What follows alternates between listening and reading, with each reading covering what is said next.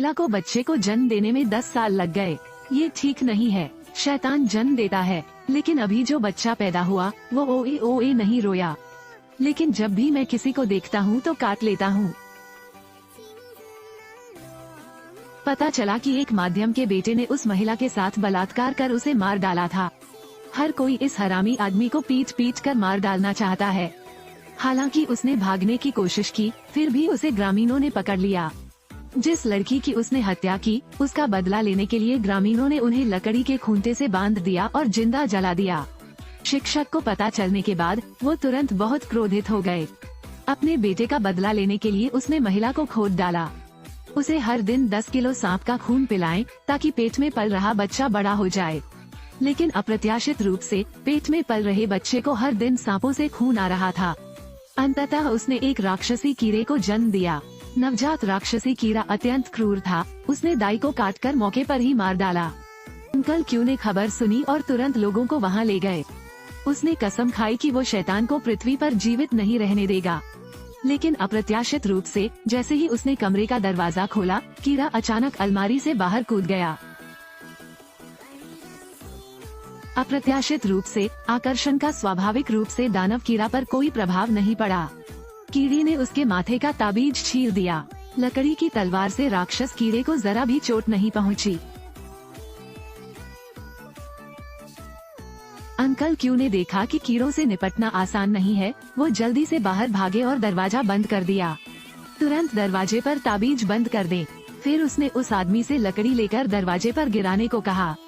राक्षस कीड़े को जलाने के लिए आग जलाना ही एकमात्र उपाय है। लेकिन अप्रत्याशित रूप से कप्तान आग जलाने के लिए आगे बढ़ा ही था कि अचानक कमरे में एक कीड़े ने उसे पकड़ लिया। ये देखकर कि कप्तान मरने वाला था, सौभाग्य से कीड़ों की मां ने समय रहते इसे रोक लिया। नए राक्षस कीड़े ने अपने हाथ छुड़ा लिए, लेकिन कीड़े का एक ईमानदार पक्ष भी था और फिर भी वो उसे जलाने के लिए दृढ़ संकल्पित था। शैतान माँ को चिंता है कि बाहर के लोग कीड़ों को परेशान करेंगे।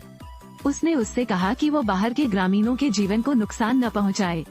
तभी राक्षसी माँ उन लोगों को लुभाने के लिए अकेली ही निकल पड़ी। लेकिन अप्रत्याशित रूप से माँ दानव अभी अभी बाहर निकली थी और एक ताओवादी ने उसकी छाती में छुरा घोंपा था। वो जमीन पर गिर पड़ी और तुरंत उसकी सांसें थम गईं। जब लोगों ने देखा कि राक्षसी अब सांस नहीं ले रही है, तो उन्होंने सोचा कि कीड़ा डर गया है। वे राक्षसी कीड़े को मारने के लिए उसे बाहर निकालने के लिए माँ राक्षसी के शरीर पर लगातार प्रहार करते रहते थे। लेकिन अप्रत्याशित रूप से तब उन्हें इसकी बड़ी कीमत चुकानी पड़ेगी। कमरे में कीड़े थे, भले ही उन्होंने राक्षसी माँ को ग्रामीणों द्वारा पीट पीट कर मारते हुए देखा हो, लेकिन इसे अभी भी राक्षसी माँ के निर्देश याद हैं। ग्रामीणों को मत मारो। अंकल क्यू को उम्मीद नहीं थी कि कृमि का ऐसा मानवीय पक्ष होगा, वैसा क्रूर स्वभाव नहीं जैसा कि ग्रामीण कहते हैं। इसलिए वो उस कीड़े को घर ले आया और यहाँ तक कि अपनी बेटी से भी कहा कि वो इसके साथ खेले। आप इंसान हैं, चुप रहो। लेकिन कीड़े ने अभी अभी अपनी माँ को खोया है और बात नहीं करना चाहता, क्योंकि राक्षस कीड़ा एक स्त्री से उत्पन्न हुआ था जिसे 30 वर्ष लगे थे। इसलिए इसे श्रद्धांजलि खाना पसंद है। तुम्हारी माँ कहाँ है? अपनी माँ का जिक्र करते हुए कीड़ा तुरंत फूट फूट कर रोने लगा, क्योंकि कल रात उसने अपनी माँ को गांव वालों द्वारा पीट पीट कर मार डालते देखा था। उनकी माँ का एकमात्र स्मृति चिन्ह उनके सामने छोड़ा गया समुद्री घोंघा था। उसी समय शिक्षक को पता था कि अंकल क्यू ने राक्षस कीड़ा को गोद ले लिया था। वो तुरंत क्रोधित हो गया। उसके मन में अपने बेटे का बदला लेने का भूत सवार हो गया। अब अंकल क्यू द्वारा पाला जा रहा है। उसने उस समय का फायदा उठाया जब कीड़ा और अंकल क्यू की बेटी जंगल में खेल रहे थे। उसने कीड़े के चेहरे पर सांप का खून डाल दिया। राक्षस कृमि के क्रूर स्वभाव को तुरंत जागृत करें। फिर माध्यम कीड़ा और अंकल क्यू की बेटी को वापस ले आया। माध्यम ने देखा कि कीड़ा बदला लेने का एक उपकरण बन गया है। उसने तुरंत उन लोगों को जलाकर मार डाला जिन्होंने उसके बेटे को जलाने में भाग लिया था। सभी को जलाकर मारने के लिए खड्ड में ले जाया गया। इसके अलावा उनके लिए ताबूत पूरी तरह से तैयार किए गए। अंकल कू को पता था कि क्या हो रहा है और वे तुरंत रुक गए। बहुत हो गए मरे हुए, ताबूत आपके लिए तैयार है। जब माध्यम ने बोलना समाप्त किया तो उसने तुरंत ग्रामीणों के चारों ओर आग जला दी।